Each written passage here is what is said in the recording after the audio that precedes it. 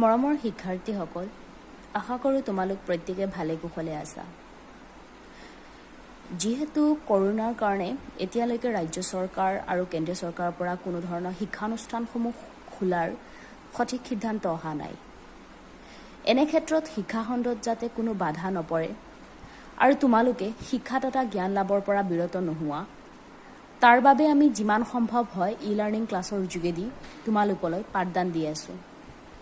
সেই ভিডিঅ' আলোচনাবোৰ বনোৱা আৰু তোমালোকলৈ প্ৰেৰণ কৰাৰ একমাত্ৰ উদ্দেশ্যেই হ'ল যাতে তোমালোকে পাঠসমূহ সহজে বুজি পোৱা।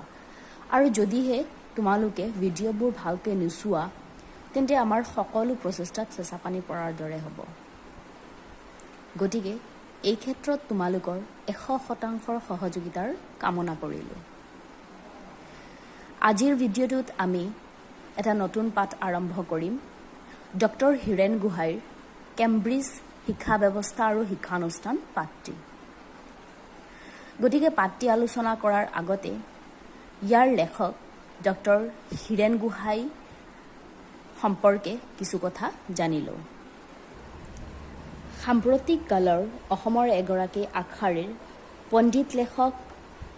বুদ্ধিজীৱী, কবি, সমালোচক ডক্টৰ হীৰেণ গোহাঁইৰ জন্ম হৈছিল 1939 চনৰ এপ্ৰিল মাহৰ গোলাঘাটত। ছাত্ৰ হিচাপে হীৰেণ গোহাঁই আছিল অতি মেধাৱী। তেওঁ গুৱাহাটী কটন কলেজৰ পৰা সুখ্যাতিৰে IA পাছ কৰাৰ পিছতেই কলিকতা প্ৰেচিডেন্সি কলেজৰ পৰা ইংৰাজী বিষয়ত BA পাছ কৰে। ইয়াৰ পিছত দিল্লী বিশ্ববিদ্যালয়ৰ পৰা MA ডিগ্ৰী লাভ কৰাৰ পাছত তেওঁ কিছুদিন নতুন দিল্লীত কিৰোৰী মল কলেজতেই শিক্ষকতা কৰে আৰু তাৰ পাছতেই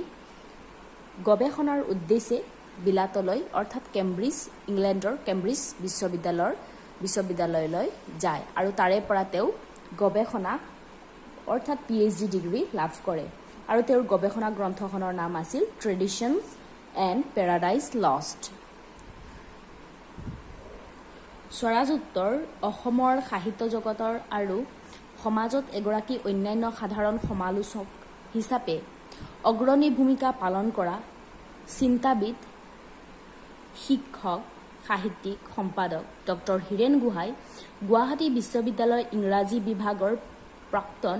মুৰব্বী অধ্যাপক তথা প্ৰাক্তন কলাগুৰু আছিলে। তেওঁৰ সৃষ্টিশীল কৰ্মৰ পৰিধি বহুল আছিল। এতিয়ালৈকে তেওঁ কেইবাখনো অসমীয়া সাহিত্যত যি অৱদান দি গ'ল তেওঁৰ তুলনা অতুলনীয়। ডক্টৰ হীৰেণ গোহাঁয়ে ডক্টৰ বীৰেন্দ্ৰ কুমাৰ ভট্টাচাৰ্যৰ সম্পাদনা কৰা ৰামধেনু আলোচনীত কেইবাটাও কবিতাৰ প্ৰকাশ পাইছিল। যদিও তেওঁ বিশেষভাৱে সমালোচক হিচাপে জনপ্ৰিয় আছিল। ইয়াৰ উপৰিও তেওঁ উল্লেখযোগ্য গ্ৰন্থসমূহ আছিলে সাহিত্যৰ সত্য, সমাজ আৰু সমালোচনা, বাস্তৱ স্বপ্ন, সাহিত্য আৰু চেতনা, কাল ভ্ৰমণ, কীৰ্তন পুথিৰ ৰসবিচাৰ, বিশ্বায়তন, বন্ধৰৰ কাল ইত্যাদি। ইয়াৰ পিছত আত্মজীৱনীমূলক গ্ৰন্থসমূহ আছিল লস্থ লাগীজ, বতাহত কৰ গধূলি গোপাল, হেঙুল আকাশ, কলা চাইকেল আৰু এজন আৰোহী, সপোনৰ দিকচৌ বনত, ইমান তিতা সাগৰৰ পানী আৰু উৰণীয়া হাঁহৰ মাত। ডক্টৰ গোহাঁইয়ে তেওঁৰ সৃষ্টিৰাজিৰ জৰিয়তে কেইবাটাও সন্মান তথা বঁটা লাভ কৰিবলৈও সক্ষম হৈছিল। তাৰে ভিতৰত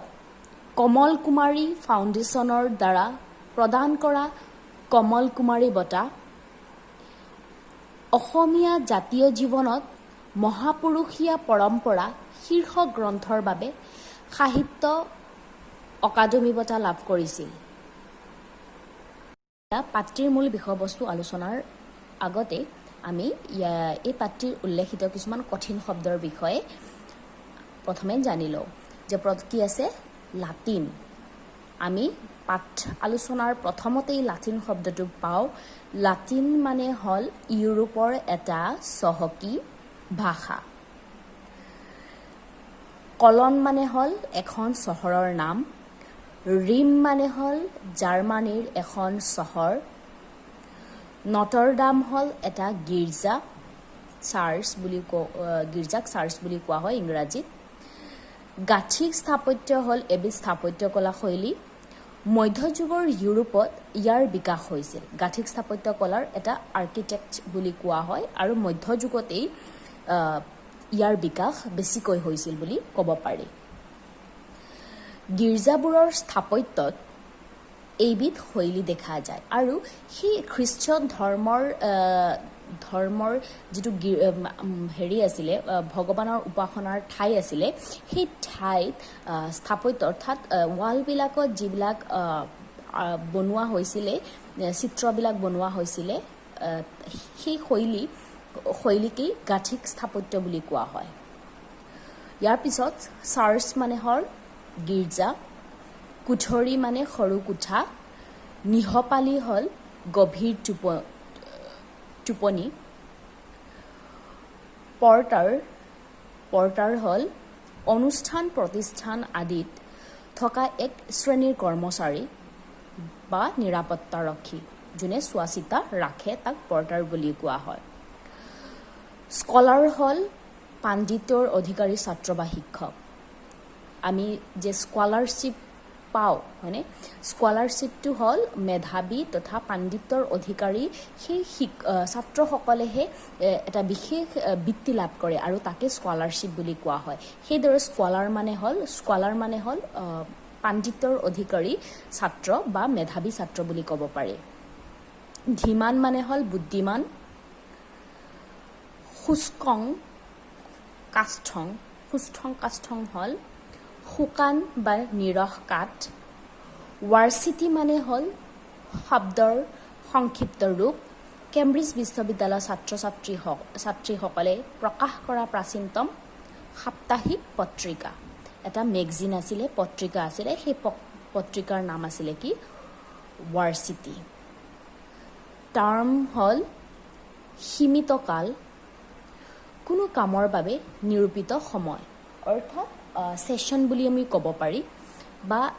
এটা যেনেকৈ তোমালোকৰ আনুষ্ঠানিক শিক্ষাটো কি আছে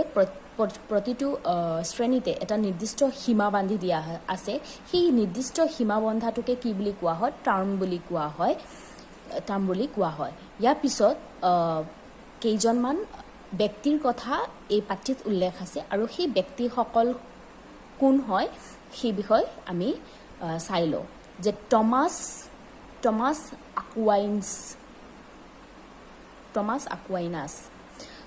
আকুৱাইনাছ হ'ল মধ্যযুগৰ ইউৰোপৰ বা ইটালীৰ এগৰাকী প্ৰখ্যাত দাৰ্শনিক অৰ্থাৎ মধ্যযুগৰ ইউৰোপৰ এগৰাকী প্ৰখ্যাত ফিলচফাৰ আছিল টমাছ আকুৱাইনাছ ইয়াৰ পিছত পিয়েৰ আভেলাৰ হ'ল মধ্যযুগৰ প্ৰাচ্যাত্যৰ এগৰাকী প্ৰখ্যাত দাৰ্শনিক পণ্ডিত আৰু কবি বুলি ক'ব পাৰি কবিও আছিলে মধ্যযুগৰ প্ৰাচ্য মানে হ'ল আমাৰ ইণ্ডিয়ান অৰ্থাৎ নিজৰ দেশ আৰু প্ৰাচ্যাত্য হ'ল বিদেশ বা ৱেষ্টাৰ্ণ কাণ্ট্ৰি বুলি আমি ক'ব পাৰি আৰু মধ্যযুগৰ সেই ৱেষ্টাৰ্ণ কাণ্ট্ৰি অৰ্থাৎ পাশ্চাত্যৰ এগৰাকী প্ৰখ্যাত ফিলচফাৰ আছিল পণ্ডিত আৰু কবি আছিল আমাৰ পিয়েৰ আভেলাৰ ৰজাৰ বেকন আছিল 14 শতিকাৰ ইংলেণ্ডৰ এগৰাকী প্ৰখ্যাত দাৰ্শনিক প্ৰতিজনেই একোজন ফিলচফাৰ আছিলে দাৰ্শনিক আছিলে 13শ শতিকাৰ ইংলেণ্ডৰ এগৰাকী প্ৰখ্যাত দাৰ্শনিক আমাৰ আছিল ৰজাৰ বেকন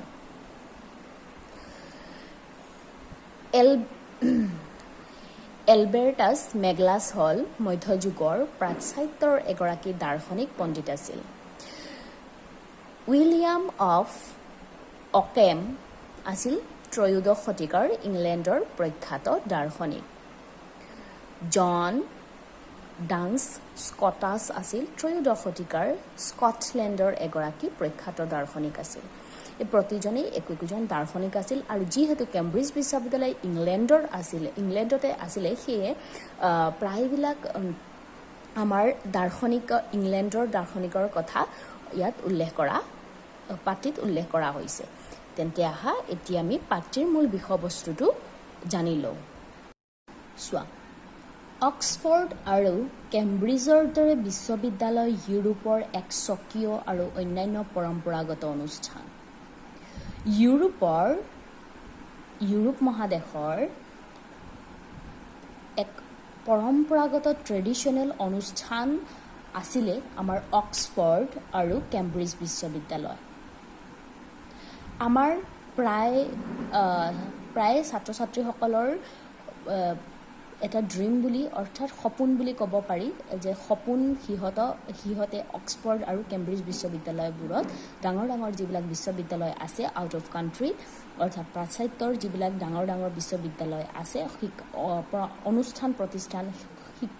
শৈক্ষিক অনুষ্ঠান আছে, সেই অনুষ্ঠানত পঢ়াৰ তেওঁলোকৰ একোটা সপোন বহুতৰে আছে। আৰু আমাৰ ইউৰোপ মহাদেশৰ এক পৰম্পৰাগত শিক্ষা অনুষ্ঠান আছিল অক্সফৰ্ড আৰু কেম্ব্ৰিজ বিশ্ববিদ্যালয়। পৰৱৰ্তী কালত ৰাজঘৰীয়া অথবা চৰকাৰী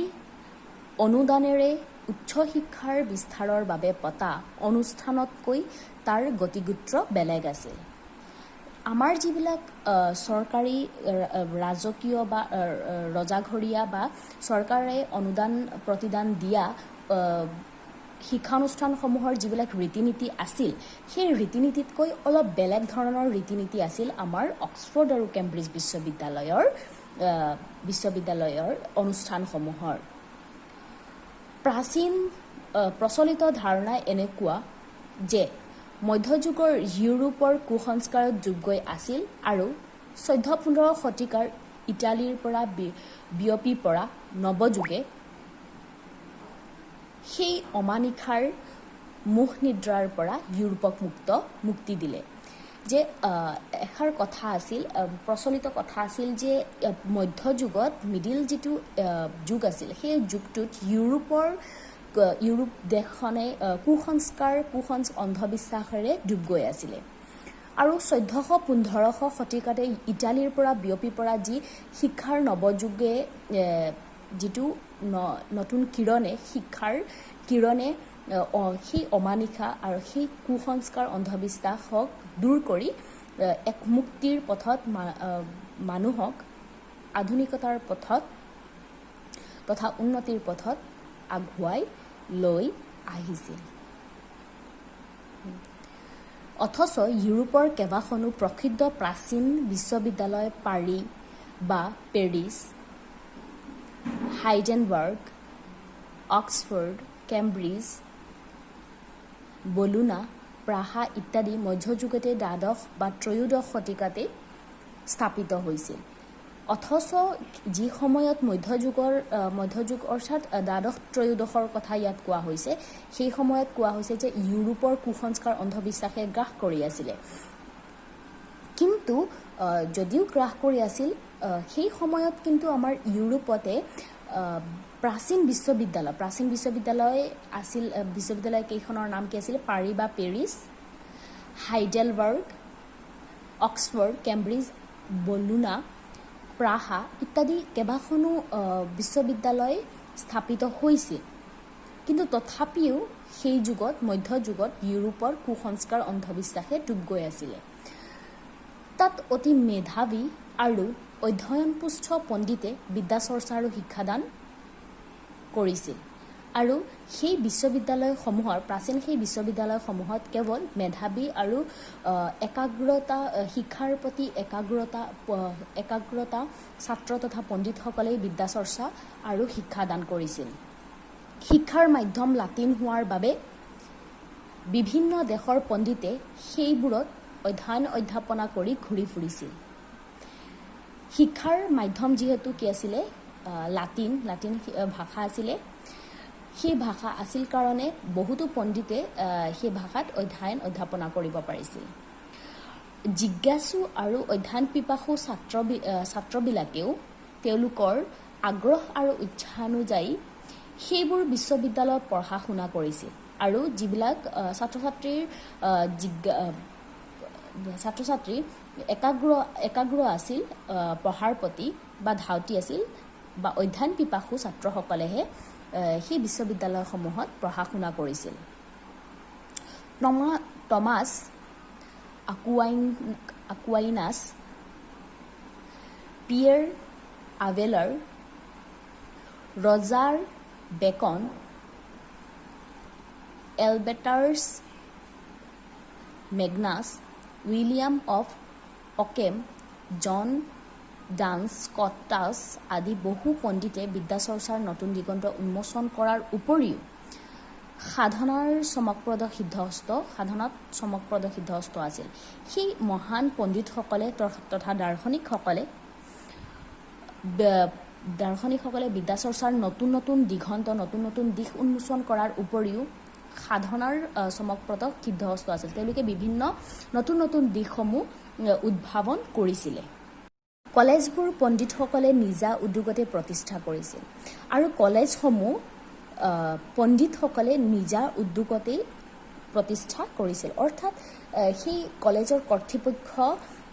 কৰ্তৃপক্ষইহে তেওঁলোকে কি কৰিছিল পণ্ডিতসকলেহে কলেজসমূহ প্ৰতিষ্ঠা কৰিছিল তেওঁলোক চাৰ্চ বা খ্ৰীষ্ট ধৰ্ম মণ্ডলীয় অন্তৰ্ভুক্ত আছিল আৰু বিদ্যাচৰ্চাৰ বাবে চাৰ্চৰ কামৰ পৰা তেওঁলোকক ভালেখিনি অব্যাহত দিয়া হৈছিল যিহেতু কলেজ উদ্যোগ প্ৰতিষ্ঠা কৰা ব্যক্তিসকল আছিল খ্ৰীষ্ট ধৰ্ম প্ৰচাৰ কৰা বা চাৰ্চ বা গীৰ্জাৰ ধৰ্মমণ্ডলীয় বিদ্যাচৰ্চা খ্ৰীষ্ট ধৰ্মৰ পণ্ডিতসকল আছিল আৰু সেই হেতুকে বিদ্যাচৰ্চাৰ বাবে অৰ্থাৎ জ্ঞান লাভৰ বাবে তেওঁলোকক কি কৰা হৈছিল সেই চাৰ্চৰ অন্যান্য কামত গীৰ্জাৰ বেলেগ বিভিন্ন ধৰণৰ গীৰ্জাৰ কাম থাকে সেই কামৰ পৰা তেওঁলোকক ভালেখিনি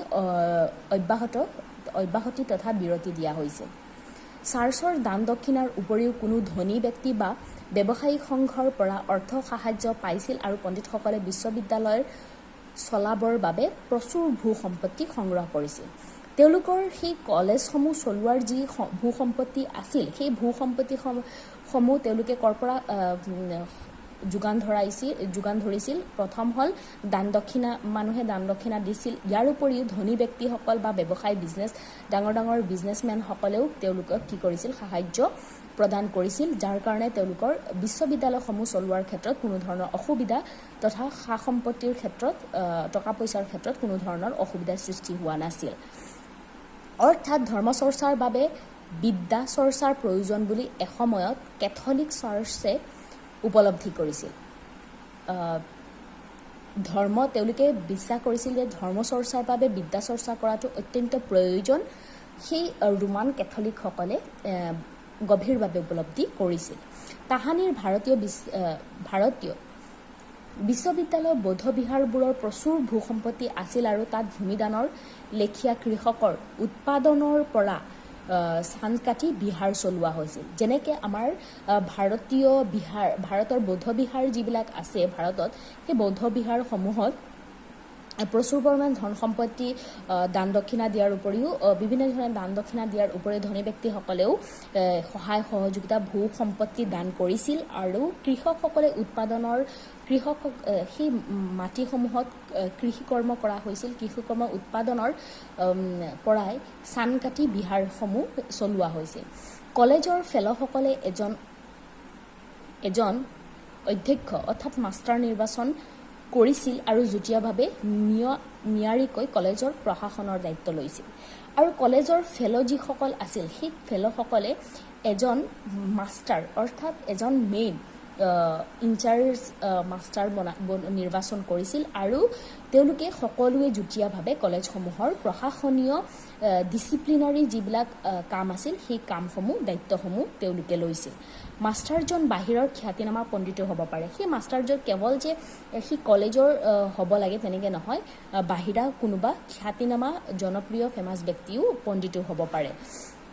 বিশ্ববিদ্যালয়ও আছিল বিভিন্ন কলেজৰ চেষ্টামূলক যৌথ সংগঠন আৰু বিশ্ববিদ্যালয় কি আছিল কেইবাখনো কলেজৰ একত্ৰিত তথা যুটীয়াভাৱে গঠন কৰা একোটা সংগঠন আছিল মই পঢ়া সময়লৈকে বিশ্ববিদ্যালয়ৰ সুকীয়া অস্তিত্ব তেনে চকুত পৰা নিদৰ্শনেই নাছিল অৰ্থাৎ মই শব্দটোৱে ইয়াত আমাৰ লেখক ডক্টৰ হীৰেণ গোহাঁইৰ কথা বুজোৱা হৈছে হীৰেণ গোহাঁইৰ নিজৰ ব্যক্তিগত অভিজ্ঞতা কেম্ব্ৰিজ বিশ্ববিদ্যালয়ত যেতিয়া তেওঁ গৱেষণা ডিগ্ৰী লাভ কৰিছিল PhD ডিগ্ৰী লাভ কৰিছিল সেই সময়ত কেম্ব্ৰিজ বিশ্ববিদ্যালয়ৰ যি পৰিৱেশ তথা পৰিস্থিতি আছিল সেই ব্যক্তিগত অভিজ্ঞতা তেওঁ এই পাত্ৰিত সুন্দৰভাৱে উপস্থাপন কৰিছে অৰ্থাৎ ডক্টৰ হীৰেণ গোহাঁই যেতিয়া পঢ়ি আছিলে বিশ্ববিদ্যালয়ত সেই সময়ত সুকীয়া অস্তিত্ব তেনে চকুত পৰা নাছিলে উপাচাৰ্য কোন তাক লৈ কোনেও মূৰ ঘমোৱা নাছিল কোন উপাচাৰ্য বা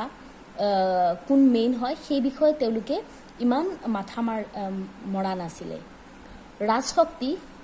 ক্ৰমে প্ৰবল আৰু কেন্দ্ৰীভূত হৈ উঠাৰ পিছতো বিশ্ববিদ্যালয়ে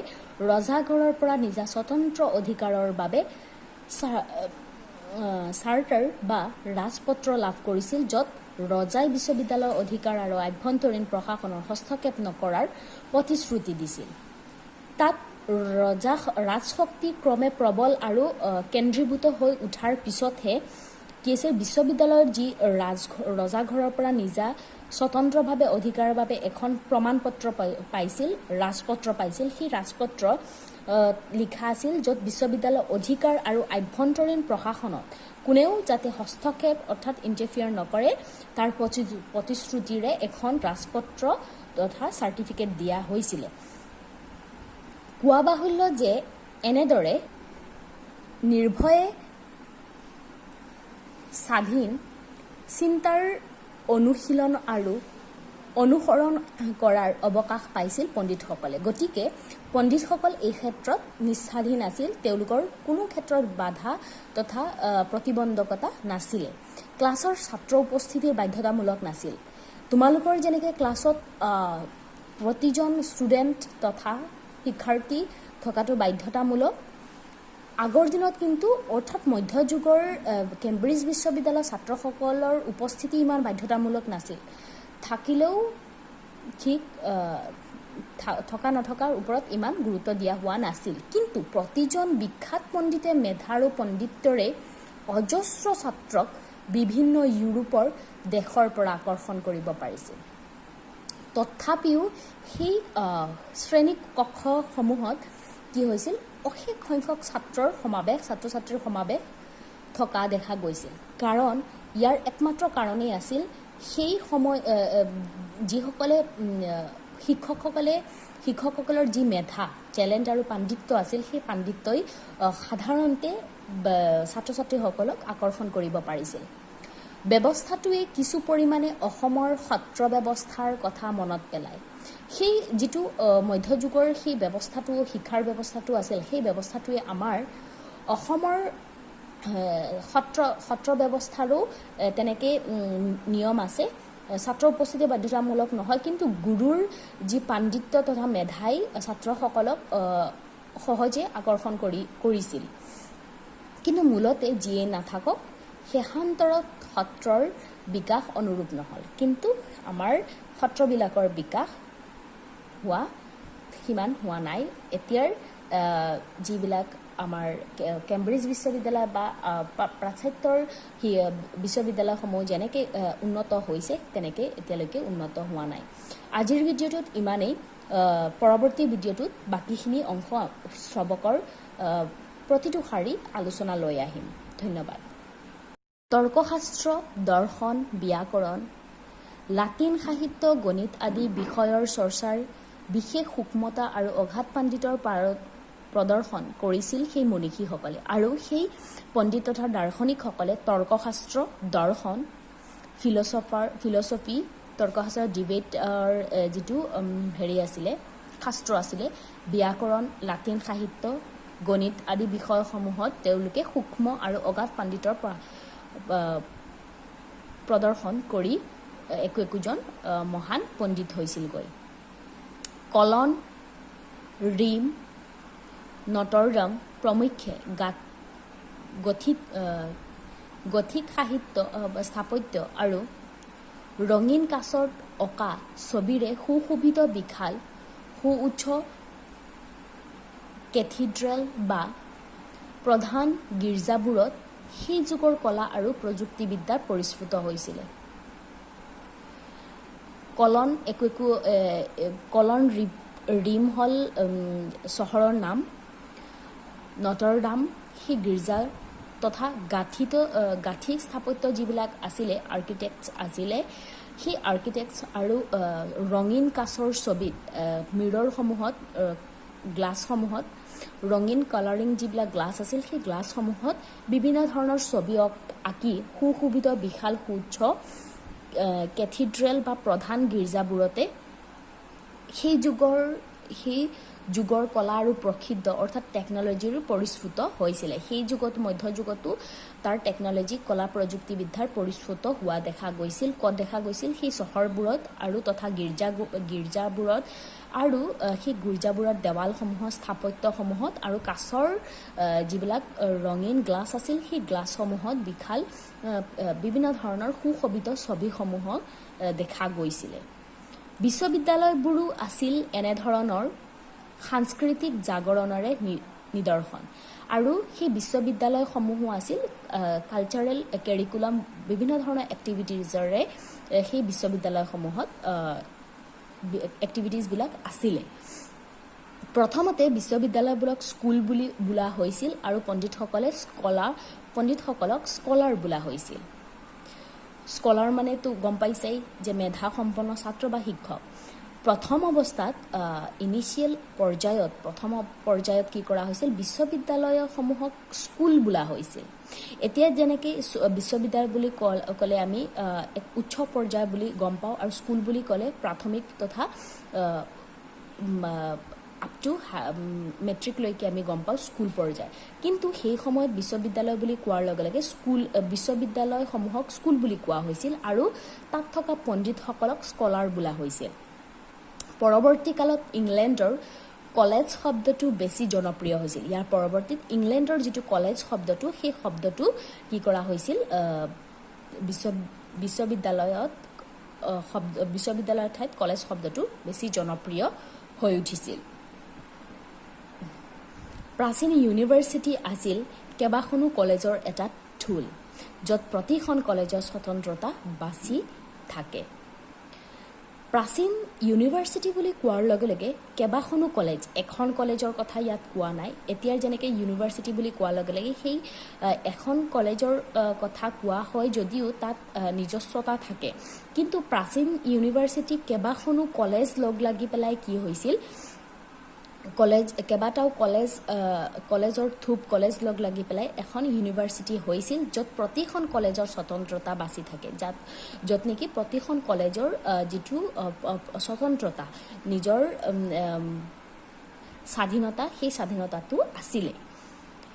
এইবোৰ স্বশাসিত স্বতন্ত্ৰ প্ৰতিষ্ঠান আছিল আৰু প্ৰতিখনেই একোখন স্বতন্ত্ৰ অৰ্থাৎ স্বাধীনচিতীয়াভাৱে একোটা অনুষ্ঠান প্ৰতিষ্ঠান আছিল প্ৰতিখন কলেজে নিজেই বাছ বিচাৰ কৰি সদস্য অৰ্থাৎ ফেলো নিৰ্বাচন কৰে আৰু এনেকৈয়ে যুগ যুগ ধৰি কলেজৰ স্বতন্ত্ৰ শাসন চলি আহিছিল যে কলেজৰ যিটো ছিষ্টেমটো কি আছিলে পদ্ধতিটো আছিলে কলেজৰ কৰ্তৃপক্ষই বাছ বিচাৰ কৰি সিলেকশ্যন কৰি পেলাই কিছুমান সদস্যক নিৰ্বাচন কৰিছিল আৰু সেই সদস্যক ফেলো বুলি কোৱা হৈছিল আৰু তেনেকৈ সেই কলেজত নিৰ্বাচন কৰা ফেলোসকলৰ দ্বাৰা স্বতন্ত্ৰ শাসন চলিছিল তাত কোনো ধৰাবন্ধা নীতি নিয়ম তথা কোনেও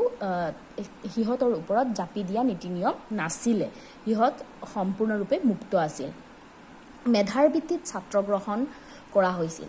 আৰু মেধা অৰ্থাৎ টেলেণ্টৰ ওপৰত ভিত্তি কৰিহে ছাত্ৰসকলক এডমিশ্যন দিয়া হৈছিল ছাত্ৰবিলাকে কলেজত থকা সময়ত পোছাকৰ ওপৰত বাদুলিৰ দৰে আঁঠুলৈ পৰা গাউন পৰিধান কৰা সিদিনালৈকে বাধ্যতামূলক আছিল আৰু ফেলোসকলেও সৰু গাঁঠিলৈকে পৰা গাউন বা হলৌ চোলা পিন্ধাৰ নিয়ম আছিলে সেই কলেজসমূহৰ ছাত্ৰসকলে ইউনিফৰ্ম পিন্ধাৰ উপৰিও কলেজৰ পোছাক পিন্ধাৰ উপৰিও বাদুলিৰ দৰে আঁঠুলৈকে পৰা এক গাউন আছিল এই কলা কাপোৰৰ এক গাউন আছিল আৰু সেই গাউন পৰিধান কৰাটো বাধ্যতামূলক আছিল আৰু লগতে যিসকল ফেলো আছিল অৰ্থাৎ কলেজৰ কৰ্তৃপক্ষই নিৰ্বাচন কৰা সদস্যসকল সেইসকলেও সৰু গাঁঠিলৈকে পৰা গাউন বা হলৌ চোলা বুলি কোৱা হয় গাউন বা হলৌ চোলা পিন্ধাৰ নিয়মটো আছিলে আমাৰ যেনেকৈ এতিয়াৰ ল কলেজসমূহত যেতিয়া ফাইনেল ইয়াৰৰ ছাত্ৰ ছাত্ৰীসকলে যেনেকৈ ডিগ্ৰী লাভ কৰাৰ পিছতে বা ডিগ্ৰী লাভ কৰাৰ পিছত তেওঁলোকে সেই হলৌ চোলাটো পিন্ধে ব্লেক কালাৰৰ যিটো গাউনৰ নিচিনা কোটটো পিন্ধে সেইটোকেই আগৰ দিনত অৰ্থাৎ মধ্যযুগতেই কেম্ব্ৰিজ বিশ্ববিদ্যালয়ত কি আছিলে পিন্ধাৰ কেৱল কেম্ব্ৰিজ বিশ্ববিদ্যালয় নহয় প্ৰতিখন কলেজতেই তেওঁলোকৰ গাউনবিলাক পিন্ধাৰ নিয়মটো আছিলে